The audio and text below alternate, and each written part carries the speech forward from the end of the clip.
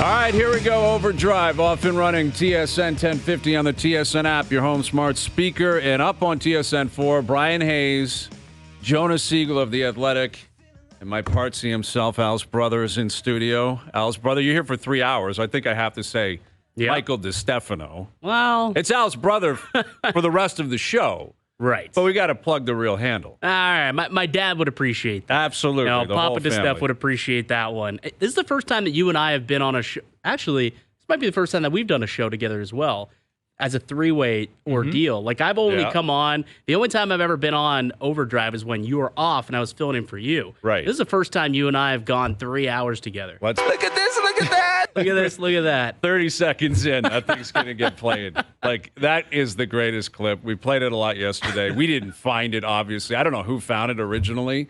That is Doug Roach, which is such a great handle out in Manitoba. Did you hear the extended version? No, I did not hear it. It somehow gets better. Like, the grappler was showing me the extended version in the office earlier today. Somehow it actually gets better. Apparently we have it. We have it, JP? Like, how long are we talking? Is this a 4-minute replay? I mean, we're just getting started. I'm willing to play it here. 38 seconds. All right, let's play it here. Let's set the tone for the afternoon. This is the extended version of look at this, look at that. He's trying to split the D. Oh, what's he going to do? He's shooting the roof, Daddy. Oh, look at that. Look at this, look at that. And there's the speed and the old banana splitty Rudy. And, Vernon is rejoice as their nemesis, Steinbach. They get him in overtime. Roof Daddy. As Bazin kept chugging as his speed helped split the D. And there's no slipping on a banana peel there as he went slipping upstairs there. A goal as Verdon is happy. It gets interesting at the end there. That cannot be serious. That's what I said. That's got to be. Was like, yeah, it is. I think someone's dubbed that. Can you give me some context? I don't know anything about this. What world have you been living in? I was traveling yesterday. I don't know anything. No, I understand, but you're online. I mean, no, I don't. You don't live online? No. So you actually have a life. Well, is that what you're suggesting? I actually have an appreciation for that. I know way too many things. I see way too many things where I'm like, there's no reason for a 40-year-old to be able to see that. Too busy looking up trivia contests. Well, that's true. But so anyway, there's the Junior Hockey League in Manitoba. It's like provincial junior B or whatever. I guess they roll tape on it. They have it's almost like an all 22. It's like a stream. And I guess they allow people to go in there and call the game. There's no way they're getting paid. I can't imagine they're getting paid. I don't know. And this is a guy who used to play junior there. He's from a small town in Manitoba. I guess a real community leader, great guy. I've had a number of people write me saying we love him. He's an awesome guy. And he just gets in the booth and calls games. And that was the call. Okay. And then it was released. It got online a couple of days ago. It's gone viral. We played it countless times yesterday. And I guess there's an extended version, and that extended version makes it feel as if we're being duped here. There's an Ohtani private jet vibe to that. Like someone has But it sounded added the same, to it. Hayes. It sounds like the same. guy. Like Banana Splitskis, though. That's a new one. Yeah. That's got to get incorporated into someone's broadcast. Like Banana Splitskis, you split the D? Yes. That's got to get in there. That's outstanding. And I would guess he's a professional, and he probably was like, that's something I'm going to add to my call. I'm going to add that to my repertoire, right? Yeah. Because if you ask different play-by-play guys, half of them wing it in big moments, half of them kind of have it scripted a little bit, as much as you can. You can't predict exactly what's going to happen, but if you're going into Game 7 Cup final, there's an OT winner tonight, I might have an idea of what I want to say, right? And my understanding, again, this is not an exact science, is basically half the play-by-player, I'm going to kind of prepare as much as I can. The others, it's just, let's wing it here. As much as that sounds like he's winging it, I would guess he went into the rink that night saying, I'm getting this in. You're putting him in the class of Joe Buck, Al Michaels, Gord Miller, everybody. Bob Cole, Manitoba Junior Hockey play-by-play. He deserves to be at that level, I believe, because he's prepped and he has supplied us with a lot of entertainment. Okay. So, so that's what was being played a lot yesterday. We'll continue to play it today, but it's great to see you guys. And actually, Matt Devlin mixed in He did. Little this, little that. At the end of the game yesterday, the Raptors game, when they were kind of pulling away, although They played well offensively last night. Yeah. Shot the ball well finally. That's the thing. Their shooting statistics in particular were outstanding. But even that, like you play that well, their big three played well and performed well. It was still like Atlanta was on them. Is this just me though? I find Atlanta's them hard, not very good. I find them hard to watch. Very difficult to watch. But why? Well, because they're not that good. Like if we're just going to be so I've been forthright. thinking about this. Shouldn't they be like Pascal Siakam, like top 30 player in the league, right? Yeah. Scotty Barnes up and coming. You go through the lineup. Jakob Poeltl is a good center. He top played well last 12-ish in the league. OG Anunoby, every team seems to want him. Like, why aren't they? Yeah, they should why not. Are they 10 and 14? Yeah, they're not a 10 and 14 team on paper. They shouldn't be. Well, they have no depth and they can't shoot. That's probably the biggest thing. And they finally shot last night. Look what happened. You Right. come away with a win, and they go to Boston Pizza last night. I think this is we're 2 or 3 years into this. You are what your record says you are. You know, like I'm just not buying they're not a 10 and 14 team. When last year, you know, they were like a 40-ish. They were a borderline 500 team, and they very well could be again this year. Yeah. Maybe they hover around. I think they're somewhere between 35 and 38 wins, something like that, and that might be enough for 10th in the East. You know, maybe they get in to the play-in. I'm not putting that past them at all. But what is that worth? Yeah. Like prior to them adjusting the play-in rules, that was not a playoff team. You know, for like throughout my lifetime, our lifetime, it was you had to be top 8. Right. This is not a top 8 team in the East. Could they be 9th or 10th? So it's even been a little bit deceptive because the goalposts have been moving. Like they were not top 8 last year. Yeah, it's like the second wild card thing in baseball. It's like you actually wouldn't be in this. It's like that's interesting at 84 wins, but okay. Where again, historically, last year the Raptors can say we made the play-in. Like there's no context to that. But if the play-in didn't exist, it would have been you missed the playoffs. Yeah, which is what they did last year. Well, I always go back to the year that the play-in first started. I think it was 2020. I think maybe in the first year, and I believe that was the season. And you hear Messai come out and say play-in for what? Because there was a lot of, what should they do at the deadline? Should they try and acquire pieces and go for another run here? Because at the time, I believe they were like the defending champs because that would have been after COVID or something like that. And unfortunately, they didn't end up making a move. And afterwards, they kind of flail out. And afterward, Messai's like, playing for what? Well, where's that mentality now? It's changed a little bit. The goalposts have changed a little bit.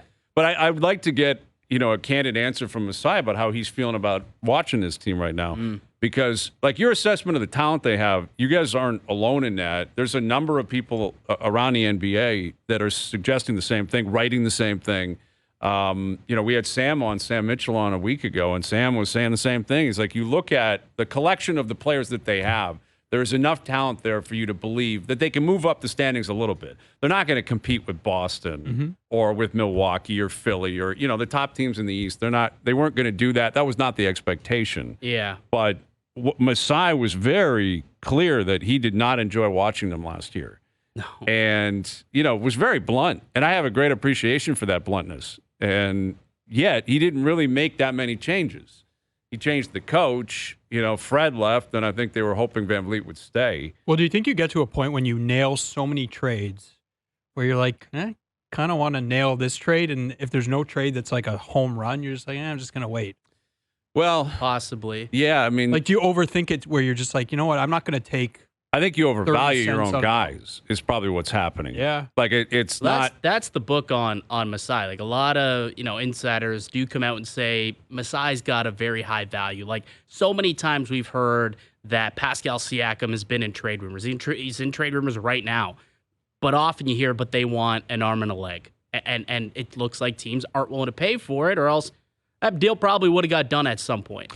Well, I think it's better to overvalue than undervalue for sure. That's when you dupe yourself, right? That's when you move on a player. That's when you get Vince Carter traded for, what was it, Zoe Morning? The two Aaron Jones. Carter. Yeah. Not Aaron Carter, Aaron Williams. Yeah. Or the Williams brothers. Yeah. Like a first and a second. Or that was obviously not the trade you were looking for.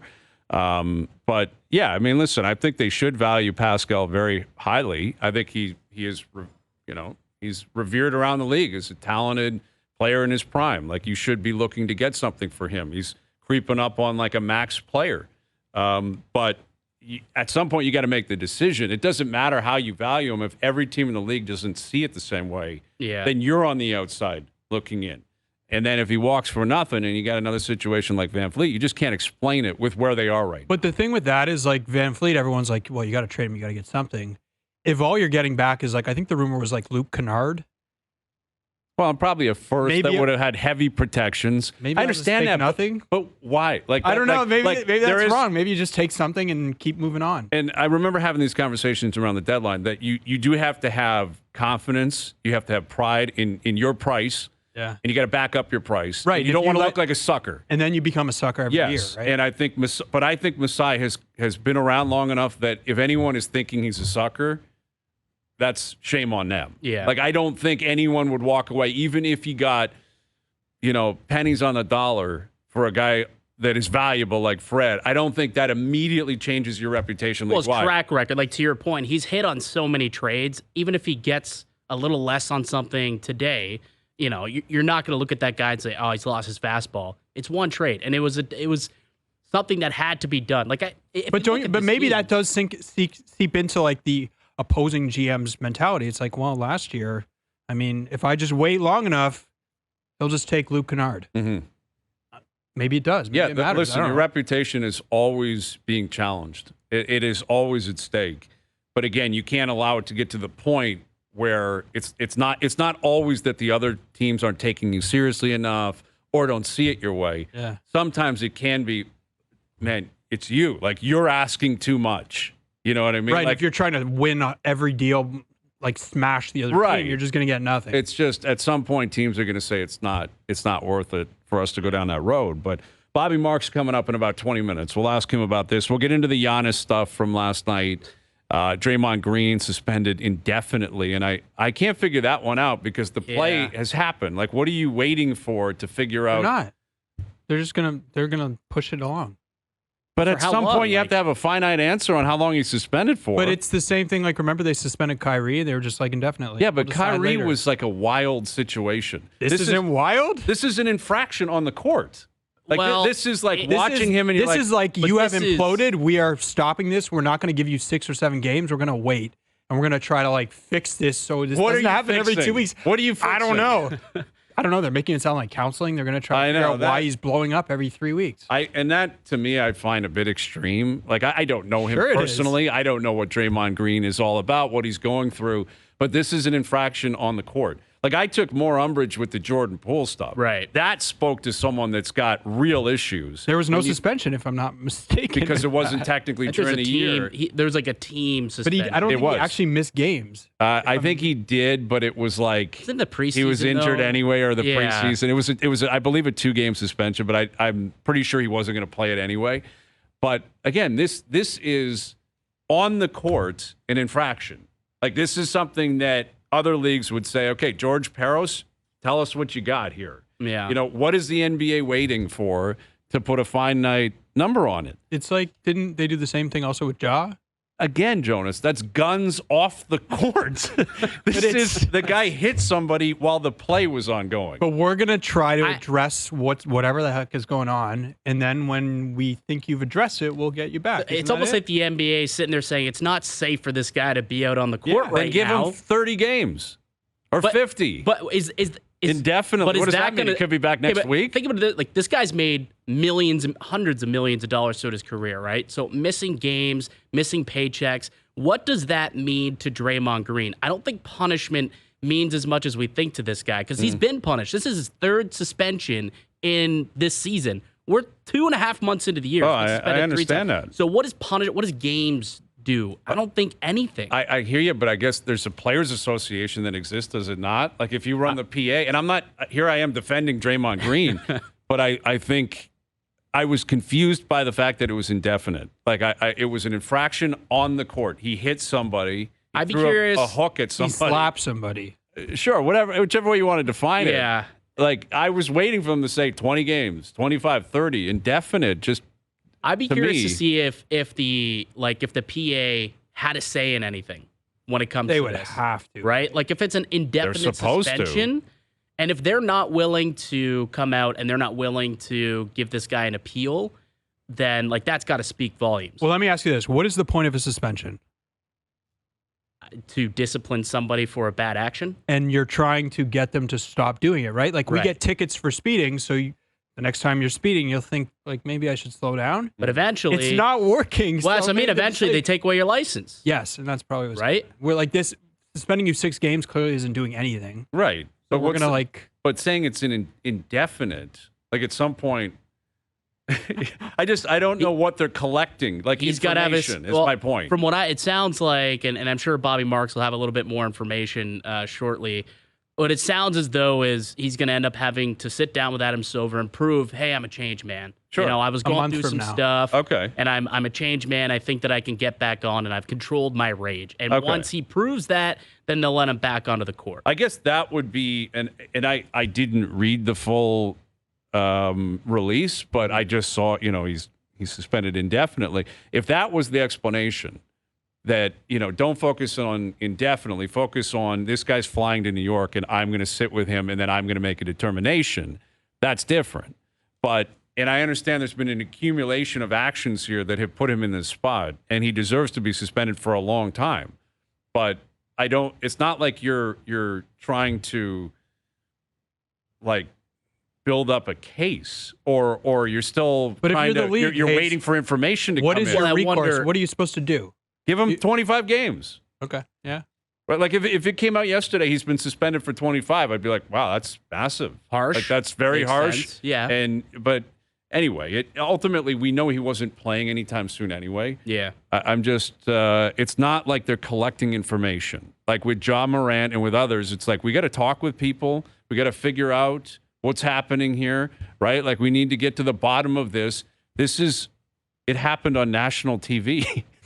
Like there's a smoking gun. How do you guys and feel it was about- Nurkic in his face. Do you like his explanation? No, No, it's terrible. Draymond? Yeah. It's ridiculous that I'm only apologizing because that means I didn't mean to do it. There's no chance There's he didn't nothing- mean to do that. And there's nothing more petulant than a grown man. He's in his 30s saying, I wouldn't apologize if I meant to do it. That to me is almost hysterical. And like it's been wild in the NBA this week. I don't know how you feel about what happened last night with the Bucks and Giannis. I thought that was such a goofy look by Giannis. See, I did too. I saw a bunch of people online saying, "How dare the Pacers? Why would they rob Giannis of this?" And in my mind, I'm thinking like, I don't think it was that big of a deal. And Giannis just took it to a way whole level, like running into the stands. And apparently, like there was a melee or fracas, I think is what Carlisle called it, within the back hallway there. That's insane. Yeah, that's what I'm saying. Like, is it petty by the Pacers? Yeah. Like they did have an explanation that a rookie registered his first point. We think that's more significant than 64 points. Yes. Well, listen, for him it is, Yeah. right? And for the Pacers, they're not in the business of making sure Giannis and Antetokounmpo is happy with everything and gets everything on a red carpet. I understand why Giannis would be disappointed. I understand why he would want the ball. And that happens, I understand, in basketball, football, hockey all the time. It's a race for the puck. It's a race for the ball. And there generally is an understanding, hey, this is what happened. This is why that guy's going to get it. Apparently, there's 2 game balls. Well, and I guess we'll get to his audio in a bit. But again, the idea that he would allow such a special night for him to be completely overshadowed. Yeah. That's what I find kind of ridiculous. But in all he's this. not thinking about that in the moment, right? I know, but it kept going and going and going. And it's like, dude, you're running into their room to get a ball. You just scored more points than anybody in franchise history. I think when you look at like these two teams, I think this is like a budding rivalry that's starting to come, because there was a moment in that game too where like Halliburton made like a nice reverse layup or something like that, and then got a shot from Giannis. Right. And keep in mind, who eliminated the Bucks from the in-season tournament? The Pacers. Do you think that is something like The Bucks. Milwaukee I don't just know. couldn't Bucks are accept? really stewing about that. Well, Like Giannis didn't even know you made money by getting to the quarters. But wasn't there a big report about how Bobby Portis like came out? well, and he Bobby said- Portis got tossed last night, to your point. And again, like he's the one who made the big stink about that tournament. So I wonder if that was like there was money on the board last night, a big game that they could go in and you know, And they buried him. revenge narrative, and they did, Which Giannis scored 64 in a blowout. which is incredible. Yeah. And then he started running into the locker room for the game ball. I get this, you want the game ball, fine. But come on, guys. You could have just told like a Like- team services guy, "Hey, did we get Right. the ball?" You're Hey, can you yelling go and at figure people, it out? and again, if you're the Pacers, like, why would they just be like, "Screw you, we don't care about you"? Like, Well, there's no. players. Why would you care Just about give him the Giannis? ball. There's 2 game Why? balls. That's what I don't know. understand. Or even if there is a game ball and there's like an understanding that, okay, this guy deserves to get it, or it's going to go to the Hall of Fame or Milwaukee Sports, whatever it is. He scored 64 points, an amazing night last night. If you're like Halliburton or other players, why are you entertaining Giannis? Like, he's yelling at Halliburton, "Go get me the ball." I'd be like, Yeah. who the hell do you think you're talking to? Like, I'm not going to I get didn't you even know what was anything. going on. He's like, "What are you talking Yeah. about? Like, I don't have the ball. What am I supposed to do here?" It's just, to me, it completely overshadowed everything. And after the game, it's like, Look at this guy. yeah. But you know what else like is going on there? uncontrolled emotion over a game ball. There's like weird vibes with that team too. With Milwaukee? Yeah, Adrian Griffin. It's been like he's They're talked still winning about, ball games. Yeah, but like he's had some stuff after the game with Giannis and Adrian Griffin about coming in and coming out of games. So it's the Pacers I don't know, like problem. it just suggests like there's tension around the team. I could see that. I understand that. And listen, Giannis, like he's emotional, man. He obviously he's on edge. What was more petulant, that with Giannis or what Mahomes did on the weekend? I think That- Mahomes' interaction with Allen was the most petulant play of the week. Yeah. Like complaining to your cohort, like your competitor, your quarterback, the brethren that is superstar quarterbacks. Allen's like, "Hey man, that's like Halliburton last night. It's what like, do you hey want me man, to I do?" don't know what you want me to do. I'm not your errand boy. I'm not going to complain to the refs if you're Josh Allen on behalf of Mahomes, and if you're Halliburton, I'm not going to do your bidding and get your ball." Like, I think both of them, it's kind of goofy, but I would say Mahomes, specifically with his interaction with Allen. Yeah. I don't have an issue with him on the sideline at all. Right. I don't have an issue with him being pissed at the ref, yelling at the ref, throwing his helmet. I got no issue with that at all. But you can't Go to Allen. be talking to Allen, complaining about the refs like that. That's goofy. And I think he regrets that. I believe he came out and said it the next day. Yeah, he called Mahomes, or he Yeah. called Josh Allen and apologized. Right. So, think we'll get any craziness tonight? Leafs, Blue Jackets? Any I bad thought you were blood gonna ask there? about the Chargers and the No, Raiders that game. we're I not was like, getting what? anything. It We is gotta a pick that divisional game. game. Yeah, Yeah. we're on that game. Hazenbro. It's an awful, awful game to pick. It's a pretty Easton obvious Stick. pick, no? Who do you think? Who do you? Jonas? Yeah. Well, I guess it's Aiden O'Connell. So I'd take the Raiders. You're on the Raiders? I mean, they didn't score last week, so that's not good. That's Did they score 3? Who? had No. 3? no, Minnesota Minnesota. beat them 3-0. They got blanked. I don't know about this Easton Stick. And the Chargers look broken. They're awful. They're terrible. They're they terrible. should be good. Their coach is getting fired. Everyone knows it. Herbert's done for the year. Keenan Allen's not playing. The divisional game, short week in Vegas, but neither team really has local fans. Like the Charger fans aren't going to go to Vegas. Well, this will be a home game for the Raiders. Oh, it will, Like the but- Las Vegas Raiders still hold true. Like, Do they? They've been there I for think 2 so. years, Al's brother. I think so. Like Ice Cube's gonna be there, and he's Okay. gonna be rocking his Las Vegas Raiders gear. I think. All right. Okay. All right. Then maybe we're on the Raiders. If Ice Cube's there tonight, how do you bet against that? But Leafs, Blue Jackets, we'll see. Jackets have only won 2 road games all year. Yeah, This is one, though, that terrifies Leaf fans. it's got trap game written Classic all trap over it. game, let down after the Dodge trip, big win in New York, brutal team. And you're like, I'll just go out there and take care of business. Like it screams tight game. Leafs charging back down 4-2 in the third. Yeah, that like, sounds doesn't right. it scream Yeah, that 100%. tonight? And then they win in overtime. And then what? Last time we had I don't you know. on, They last time barely, we had you on. barely that's all that matters. What are they now? 9-1 and 9-1-3 in the last 13. Hottest team in the NHL. Last 3 wins, though, regulation.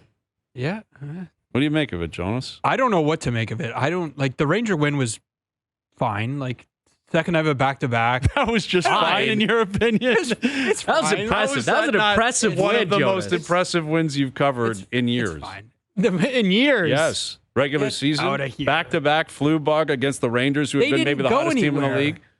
So what? It's New York. It was New York to New York. So what? An illness stops when you get on the George Washington Bridge? You take the tunnel, you're not sick I'm not going to anymore. be like looking back 25 years from now and being like, man, can you remember that game? You didn't think they played well? They're good, yeah, for sure. But like, do I think this streak has been like? Do I think the streak What? represents how well they played? No. Okay, so let me ask you a question. 9-1-3, but you don't love their play. Which is good for them. for You sure. would prefer like 5, get 10. out of here. No, but I'm just saying, like, would it be if it was 3-9-1, but you loved their play? Would you psych yourself into saying? I mean, it doesn't that matter that's to me. better somehow. No, I know that. But in terms of analyzing things and having a feel, No, nothing we say or do has an but effect on if they're going to win tonight or not. if we're trying to project, is this team like indicative of their record? I don't know. Like, do I think they're one of the 5 best teams in the league? Probably not. Do you? Well, I think during the regular season you can make that No, case. but that's what I'm saying. In past regular seasons, I would say they were for sure. What? I don't know that they're a top 5 team now. I think every team in the league during the regular season deals with injuries, deals with depth issues, deals with illness and back-to-backs and weird travel.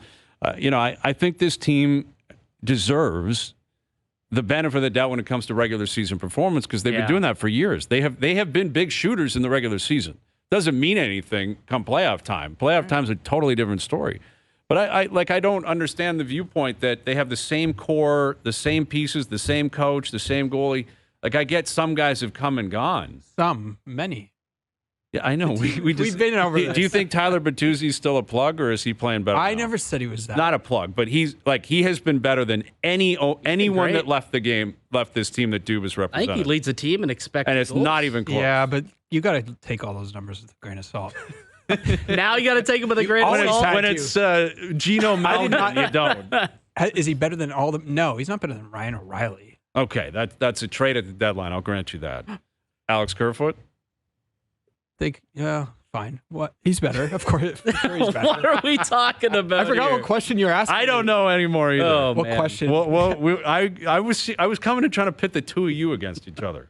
I heard that yesterday. You're gonna try That's my plan. 'Cause Crony on crony violence. Crony on crony violence. Tremendous information. Look at him just coming over the top with a Bertuzzi expected goal. That's a great stat.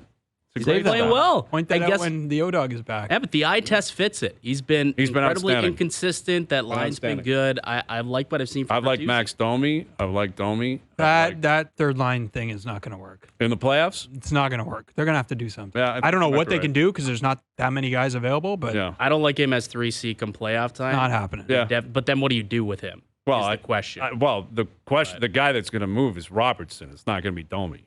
If anything, Domi will move to the wing. right. Robertson will not be the guy that will stick on that line, Right. in my opinion.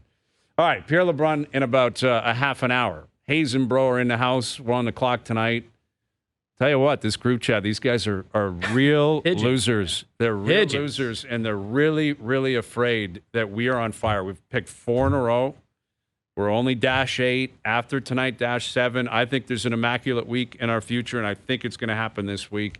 So Luke's coming up, Luke Wilson, in a couple of hours. Pierre LeBrun on the show. Bobby Marks coming up on where the Raptors are at, coming off their win last night. What went down with Giannis and the Pacers last night? Where does he stand on Draymond Green? That more still to come. Jonas Siegel in here with Al's brother. I'm Bryan Hayes. OverDrive continues. TSN 1050 and on TSN 4. All right, OverDrive continues, brought to you by FanDuel, bringing you everything from the opening line to the final score. Leafs Blue Jackets tonight, Thursday nighter. It is a doozy. The total might be like 19.5. And I'd lean under tonight. It's surprisingly high. I think last I saw was like 34.5. Yeah, mid-30s. Which, it's low for, a total in the NFL. But with these two, Easton Stick. Look at their versus Aiden quarterbacks. O'Connell, Yeah, I don't see how points are going to go up, but that's the NFL. that might Anything's be worse possible. than Zappy Trubisky from last week. I think it is. 100% it is. Absolutely. All right, Raptors off until tomorrow night. Atlanta's up here for 2. I wonder what Atlanta's got in store tonight. Thursday night in town or last night? I can imagine they got up to a couple things. But a lot was going on in the NBA last night. To chat about it, we're joined now by Bobby Marks of ESPN. How you doing, Bobby? I'm good, guys. How are you? We're doing really well. Thank you for doing this. Let's begin with that Giannis Pacers situation. We're all kind of looking at it differently up here. Where do you stand on Giannis, his reaction, and the importance of having the real game ball? Well, I mean, I get it. Having the real game ball is important to him, especially when you put on 64. I think, I think there's probably a way to ask about it, right? Yeah, exactly. I think there was, there's a different take to basically try to almost start a melee in the hallway outside the Pacer locker room. And I think probably Indiana baited him a little bit. I think there's so much video on as far as who took the ball with the security guy from the Bucks and how did does a rookie should get a ball if he scores his first points in a game? And there was for a Wednesday night in the NBA post Draymond, it was a bizarre scene based on that all overshadowed how great Giannis was last night. I mean, he got to the free throw line 32 times, I think, which is pretty remarkable. And for all those hockey people out there, Indiana goes out and signs James Johnson as like the enforcer today because they got Milwaukee on the schedule. I think January 1st to the 3rd here. So it's going to be these teams really don't like each other here. Certainly going back to that, I guess, that in-season tournament game when Halliburton flashed the Dame time on his watch, and which is interesting here. But yeah, I just thought it was like really kind of like it was over the top. I get it, wanting the ball, but I'm sure there's different ways to kind of handle that. Yeah, I thought it was ridiculous, quite frankly, and it really did overshadow a record night. Giannis put 64 up on the board, and his stat line is wild. He goes 20 for 28 from the field, 24 for 32 from the line, which is absurd, and 0 for 3 from 3.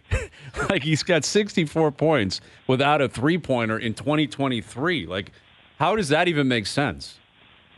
Well, I mean, Indiana has been in the bottom, defensively. I think their best defensive effort was in the play-in tournament when they played Milwaukee and a little bit in that Laker game here too. So that's a team that gives up points in bunches here. They basically try to outscore you here. And yeah, I mean, it's the efficiency of Giannis around the basket. I mean, basically got whatever he wanted. Mm-hmm. I mean, there really was no resistance, especially in that fourth quarter. Once he gets downhill, it's hard to stop. It really is. Everything around the basket, and that's the beauty of him. I think when he's taking less threes, he's more impactful.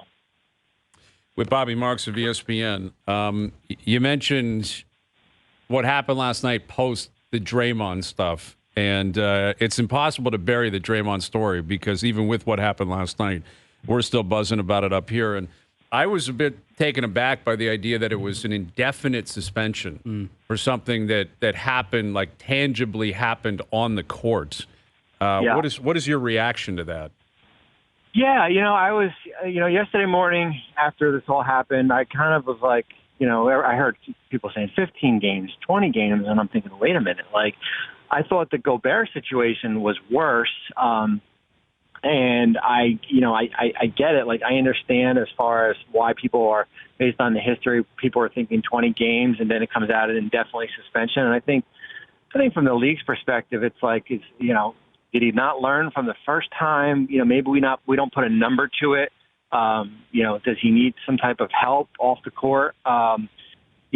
We'll see how. I think at the end of the day, I would be surprised if we don't see him back maybe, early January. So that's basically 9 or 10 games, and he's still going to be around the team here. But I was surprised it was indefinitely. I thought it was going to be, 5-7 games, somewhere in that. But I think from the league's perspective, I think there was so much uproar, and I think there was an uproar. A lot of players who were basically like, enough with this. And he didn't show much remorse in the press conference. That was the other thing. And Brian Windhorst, who I work with, hit it on. He goes, basically he earned like an extra 3 games based on the press conference alone here, because he, of how he handled it. And so I get it. I mean, I get it from the league's perspective here. I understand it from Golden State's, as far as initiating it, because the next time the league, the next time might be something, maybe a year, maybe the contract gets voided here. So there's a lot in play. But the situation with Draymond is, this is a Golden State team that's reeling. I mean, this team is taking on water. You saw a little bit of kind of what the future is going to look like as far as the other night when Kuminga and Moses Moody and Brandon Podzinski was out there closing games, and you got Clay and Andrew Wiggins on the bench in that Phoenix game, and you might see the same tonight when they play the Clippers. But you got no Draymond. I would say the only guy on that team that's untouchable is Curry, and you got a rookie GM.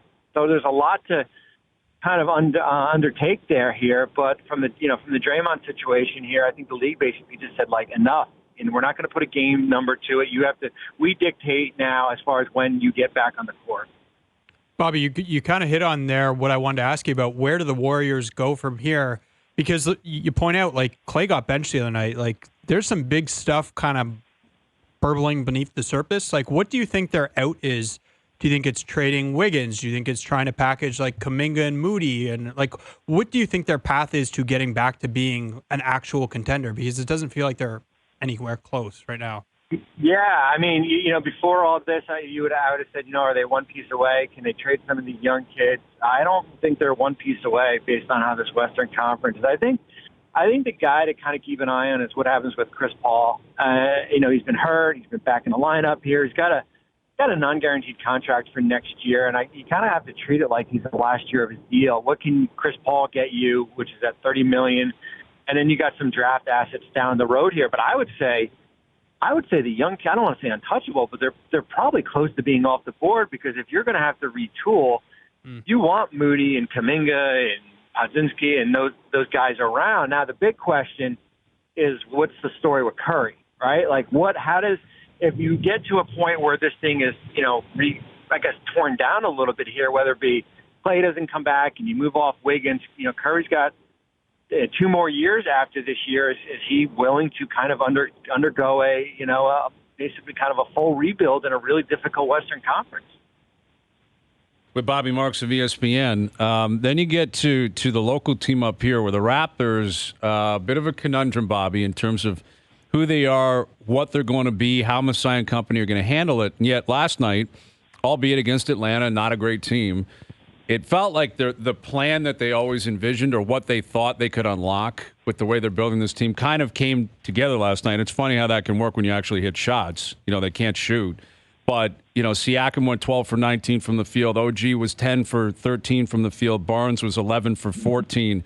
Pirtle was a real disruptive, impact guy in the paint, especially in his own end. And, I mean, that's kind of what I'm sure Messai was hoping to see more often than not. The problem is we just haven't seen it a lot. So I guess the question is, the ceiling. If they play to their ceiling the way this team is currently built, what do you think the Raptors are? Well, I mean, if they play Atlanta 82 games, they'd probably be the number 1 seed. Right. I mean, listen, if you want to feel good about yourself, play the Pacers, in a home series here, and you're gonna. I mean, this is a team that I don't know what they're. This is the Atlanta I'm talking about. Their identity, yep. I don't know what they are.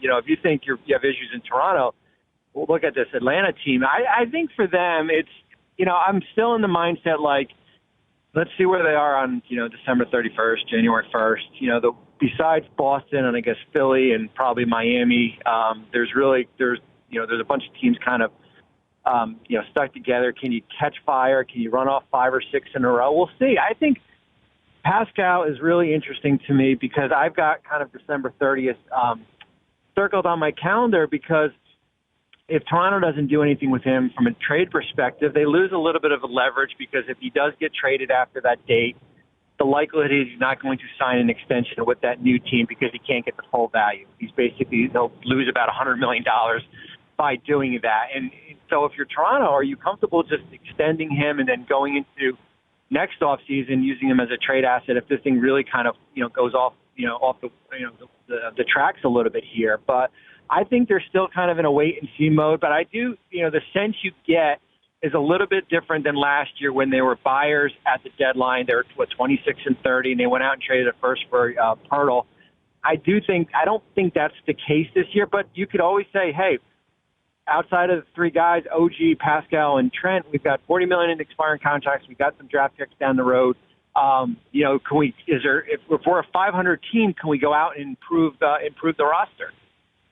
Well, Bobby, speaking of Pascal Siakam, I'm wondering what you think his value is right now league-wide. What do you think he fetches in a trade? And do you think the contract thing is obviously a big hurdle for a team that's going to be trading a lot for him. If he's not going to extend, why am I giving up the boat? Yeah, that's the big thing. Guys on expiring contracts, I think you have to be careful with, because if you're going to give up a lot, you better have a good comfort level that he's going to re-sign with you. The good thing is that I always say that you trade for him in January, you've got basically 6 months to in-house recruit him when he becomes a free agent, compared to meeting with him on a Friday right before July 1st. That's the big difference. Plus, you got his bird rights. You can sign him for more money. that's the beauty of it. But man, it's a big risk because you're trading for him, knowing that I'm going to give him $190 million over 4 years, even if you're not comfortable. Similar to what Portland did with Jeremy Grant. They paid him $5 for $165, I think, because you couldn't afford to lose him. Well, we've got Raptors, Hawks tomorrow night, Bobby. I'm sure you'll be tuned in. Enjoy that game. We will be doing that, and we always appreciate you finding time for us. Thank you. You got it. Thanks, guys. There's Bobby Marks of ESPN. What's interesting is the Hawks are always linked to Siakam, right? It seems to be Atlanta, Sacramento, Indiana. Like those are the teams that are generally linked, and I can reason with Indiana because they don't defend, but they do put up points, and they're an up and coming team that's playoff team as of now. Sacramento, kind of similar. You match him up with Sabonis, all of a sudden you're like, all right, you got a front court there. But Atlanta, it's like, what is Atlanta thinking they're doing here? I guess pairing him with Trae Young in the hope would be that now unlocks. You're trying to set up a big three. Yes.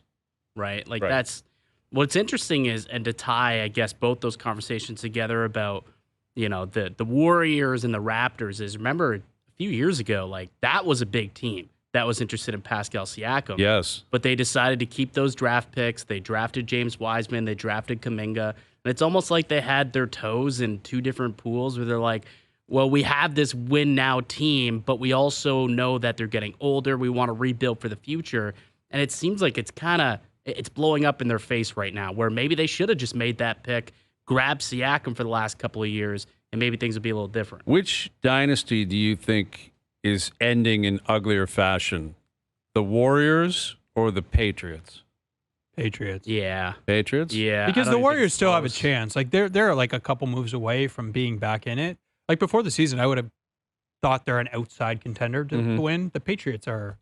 They still got their Brady, right? Like Brady's gone now. Right, and Steph is what you're saying. Steph is still there. Yeah, but Steph can't. The problem is these guys are imploding around him. Like Draymond Green's embarrassing that dynasty. Yeah. Well, and I don't know if you guys saw what Clay said after the game. Like when he was benched, he was like not happy. He wants out of there. He wants to get paid, and they're not going to pay him. They're not going to pay him. Why would they? He can't play anymore at the same level. Right.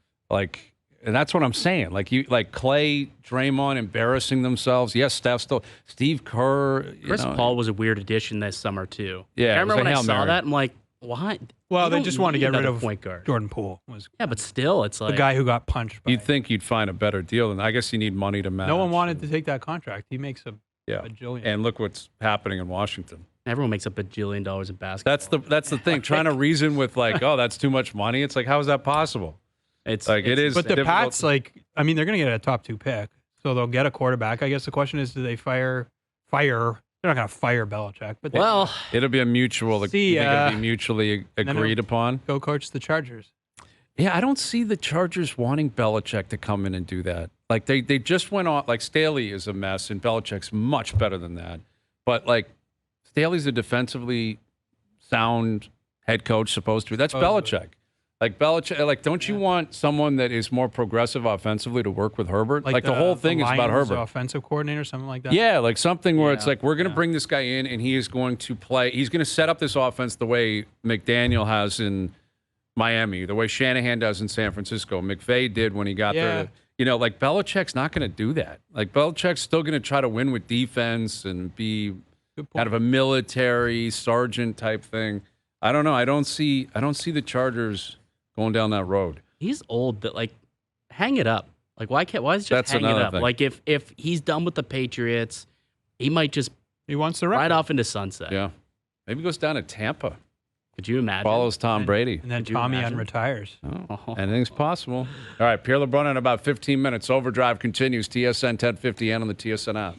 All right, Pierre LeBrun, our TSN Hockey Insider, in about 15 minutes. Leafs Columbus tonight. Bunch of games in the NHL, NBA, Thursday nighter tonight, Hayes and Bro on the clock. I have a present for you later, Al's brother. Ooh, excited. Yes. Well, I think you know what it is, but... I've been waiting for it, though. Yeah. I've been waiting for this present because we've been a team now for weeks. Yep. And I haven't been able to don the uniform. Right. The Hayes and Bro hat. It's finally going to be laid upon this cronium. It's a phenomenal hat. It's a phenomenal hat. I'm having flashbacks to conversations I have with my wife around Christmas where a lot of times it'll be what do you want? And I'm like, well, I just bought myself a hat. You want to just wrap it? She's like, yeah, I'll do that. And then vice versa. I'm like, what do you want? She's like, well, I was thinking about this. I'm like, grab it and I'll wrap it and it's all good. I find Very it sweet. Which is really, there's not, I mean, we've been together a long time. We got young kids. But like Eventually it'll come back, right? Well, like the romanticism will be back. Perhaps, but like I'm struggling right now to try and find out. All right, what do I got to get my parents? What do I get my sister, my brother? Like I don't know what to get these people, and it's because like they're grown-ups. Whenever they want something, they go out and they buy it themselves. Exactly. Like it's so difficult to buy people. I'm a gift card guy. I've always been I'm not. adamant. Oh, see, I'm I think it's very thoughtful, a gift card. Zero thought whatsoever. No, It is the it's most the opposite. unthoughtful it's gift not. of all time. It's extremely thoughtful because of what you just said. You're an adult. You know what you want. Give me cash. Go get it. Then I can get it whatever get I it. want, wherever I want. No. Maybe it can be a specific gift card, right? It doesn't have to be like literally cash or like a Visa or something. Are you saying for like Christmas? Because like a day-to-day or kind of anything? gift, that's okay. A birthday. Yeah, I think a birthday would be great. I think you go to a wedding, little gift card in there. Get That's out of great. here. I think a gift card at a wedding is great. I think people would be People excited. don't do that. It's do they? outrageous. I've never heard of that. I've never heard of that either. No, But it's it a just dawned on booster. me. It's got cash. You move on. But Come on. it just dawned on me that why not do that? What's the difference? Try like, it out. See how it goes. I don't get invited to weddings anymore. I'm too old The for Grappler's weddings. wedding? The Grappler, I gave him cut a some rug. check. But the thing is, if you do the check, they got to go cash the check. You just put cash. Put cash in there. Why do you do a check? What is this, 1986? I have a checking book. I don't. I have a Is that a checkbook. thing that you get at some point, I guess? I haven't When you're gotten to that 40, point you in my- have to have one. All right. All right, hour 2 coming up. Pierre LeBrun will join us, our TSN Hockey Insider. Leaves Columbus tonight. OverDrive continues, TSN 1050 and on the TSN app.